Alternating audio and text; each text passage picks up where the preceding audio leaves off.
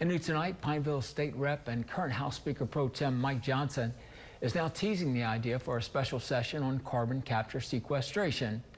In a social media post to Facebook, the Pineville representative says he plans to introduce two bills. Both bills he plans to bring are mimic bills that were previously introduced and shot down during this year's legislative session.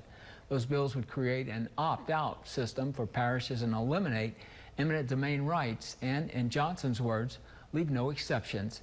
He says he plans to enter them into the next regular legislative session. That's in 2026 or through a special session.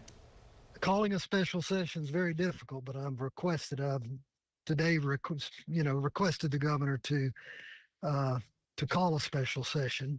I've not gotten a response, but I've made the request. If it involves the people and involves their community, they should have a say, and that's what I've heard the most from people. These developments come following a hearing in Pineville where members of the public voiced strong opposition against carbon capture. You can find that story and more on Johnson's thoughts over on our website.